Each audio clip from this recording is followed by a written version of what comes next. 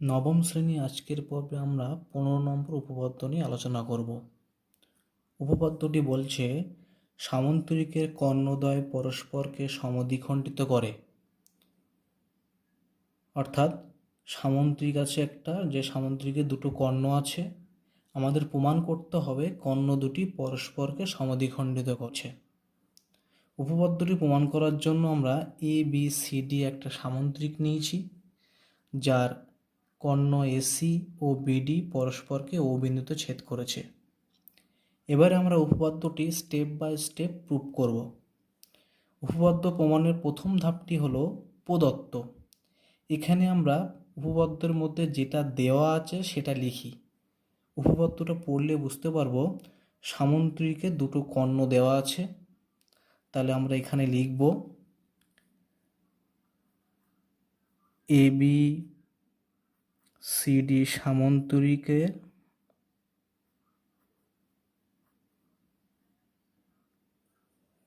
দুটি কর্ণ AC ও BD পরস্পরকে O বিন্দুতে ছেদ করেছে।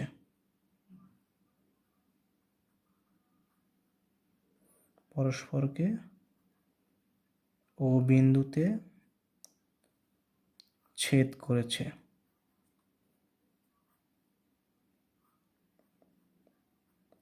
পরের স্টেপ হচ্ছে প্রমাণ করতে হবে। এখানে আমাদের যেটা প্রমাণ করতে হবে সেটা লিখতে হয়। এখানে বলেছে সামন্তরিকের কর্ণদ্বয় পরস্পরকে সমদ্বিখণ্ডিত করে, অর্থাৎ কর্ণ দুটো যে পরস্পরকে সমদ্বিখণ্ডিত করছে সেটা আমাদের প্রমাণ করতে হবে। অর্থাৎ ABCD সামন্তরিকের AC ও BD কর্ণ ও বিন্দুতে পরস্পর ছেদ করলে আমাদের দেখাতে হবে OA equals to OC, OB equals to OD। তাহলে আমরা এখানে লিখব OA ইকুয়ালস টু OC এবং OB ইকুয়ালস টু OD প্রমাণ করে দেখাতে হবে। নেক্সট স্টেপ হচ্ছে অঙ্কন। যেহেতু আমাদের এখানে অঙ্কন করার কোনো কিছুর প্রয়োজন নেই, তাই আমরা স্টেপটা বাদ দিয়েছি। নেক্সট স্টেপ হচ্ছে প্রমাণ। এই স্টেপে আমরা উপপাদ্যটি প্রমাণ করব। উপপাদ্যটি প্রমাণ করার জন্য আমাদের খেয়াল রাখতে হবে আমাদের কি প্রমাণ করতে দিয়েছে আর আমাদের কি দেওয়া আছে। আমাদের এখানে প্রমাণ করতে দিয়েছে OA ইকুয়ালস টু OC এবং OB ইকুয়ালস টু OD, অর্থাৎ OA ইকুয়ালস টু OC দেখাতে হবে, OB ইকুয়ালস টু OD দেখাতে হবে। এটা প্রমাণ করার জন্য আমরা এখানে দুটো ত্রিভুজ নেব। একটা ত্রিভুজ হলো AOD, অর্থাৎ এই ত্রিভুজটা, এবং একটা ত্রিভুজ নেব COB, এই নিচের ত্রিভুজটা। এই দুটো ত্রিভুজকে আমরা সর্বসম দেখানোর চেষ্টা করব। যদি ত্রিভুজ দুটোকে সর্বসম দেখিয়ে দিতে পারি, তাহলেই পরে আমরা লিখতে পারবো OC equals to OA, OB equals to OD। আমরা এখন এই ত্রিভুজ দুটোকে সর্বসম দেখানোর চেষ্টা করব। তাহলে আমরা লিখি ত্রিভুজ AOD ও ত্রিভুজ COB থেকে পাই কি পাচ্ছি। আমরা জানি ত্রিভুজ দুটোকে সর্বসম দেখানোর জন্য আমাদের তিনটে শর্তের প্রয়োজন হয়। এখানে দেখতে পাচ্ছি এই কোণটার সঙ্গে এই কোণটা সমান, কারণ এরা হচ্ছে পরস্পর বিপরীত কোণ, তাই এরা সমান। তাহলে আমরা লিখব AOD ত্রিভুজের এই কোণটার সঙ্গে COB ত্রিভুজের এই কোণটার সমান, অর্থাৎ তাহলে লিখি কোণ AOD সমান সমান কোণ COB,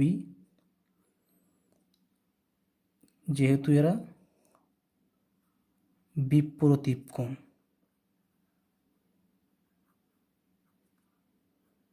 তাই সমান। দ্বিতীয়ত, AOD ত্রিভুজের AD বাহু আর COB ত্রিভুজের BC বাহু সমান। তার কারণ হচ্ছে এরা সামন্তরিকের বিপরীত বাহু, তাই AD ইকুয়ালস টু BC। সুতরাং লিখি আমরা AD ইকুয়ালস টু CB বা BC, যেহেতু এরা সামন্তরিকের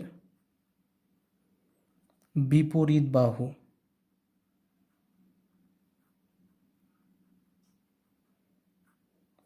তাহলে দুটো শর্ত হয়ে গেল, একটা দুটো। আমাদের আরেকটা শর্তের প্রয়োজন। এখানে আমরা দেখতে পাচ্ছি এডি আর বিসি হচ্ছে পরস্পর সমান্তরাল। তার কারণ হচ্ছে এবিসিডি একটা সামান্তরিক। তাহলে এডি আর বিসি পরস্পর সমান্তরাল এবং বিডিটা হচ্ছে একটি ছেদক। তাহলে এই কোণটার সঙ্গে এই কোণটা সমান হবে, কারণ এরা একান্তর কোণ। তাহলে লিখি কোণ এ ডিবি সমান সমান একান্তর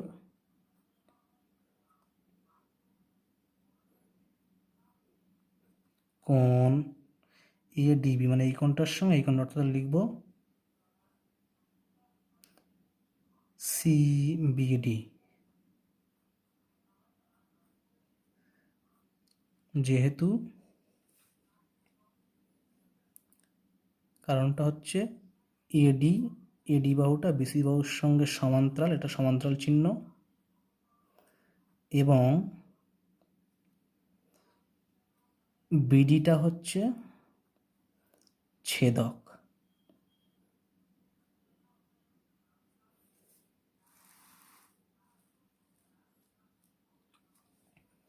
তাহলে এটাকে আমরা আরেক লিখতে পারি, অর্থাৎ এডিবি, কিন্তু আমরা এখানে কাজ করছি এওডি ত্রিভুজ নিয়ে, তাই আমরা এডিবি কোণটাকে লিখব এডিও। এটাকে লিখি তাহলে এডিও। এডিবি কোণও যা, এডিও কোণও তাই, এডিবি কোণটাও যা, এডিও কোণটাও তাই। একই রকমভাবে এদিকে লিখব তাহলে একান্তর সিবিডি, কিন্তু আমরা কাজ করছি সিওবি ত্রিভুজ না, তাই আমরা লিখব ওই কোণটাকে সিবিও, কোণ সিবিও। তাহলে এওডি ও সিওবি ত্রিভুজের একটা শর্ত, দুটো শর্ত, তিনটে শর্ত পেয়ে গেলাম। তাহলে এই দুটো ত্রিভুজ কি হয়ে গেল? সর্বসম হয়ে গেল। সুতরাং ত্রিভুজ এওডি সর্বসম ত্রিভুজ সিওবি, সেটা হচ্ছে এ এস এ শর্তানুসারে।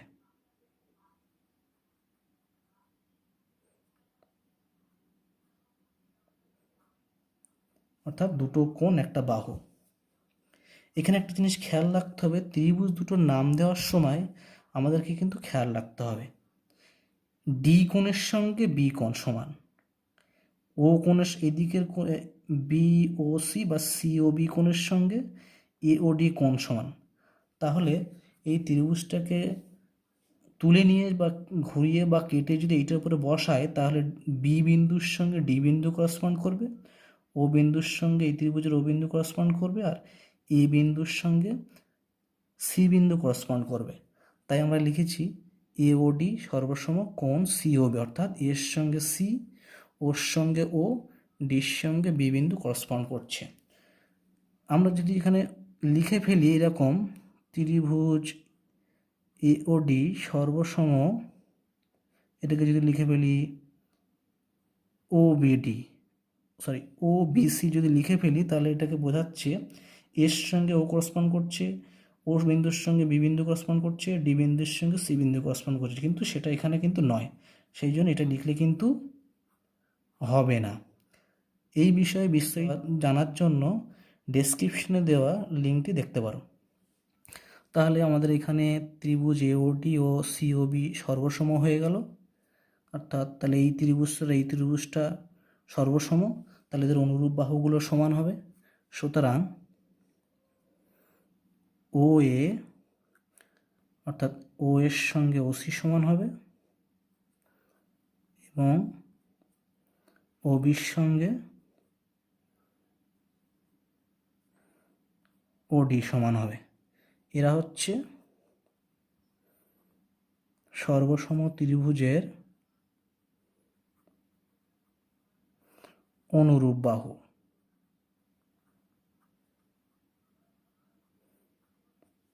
প্রমাণিত হলো। আমাদের যেটা প্রমাণ করতে বলেছিল, O A equals to O C, O B equals to O D.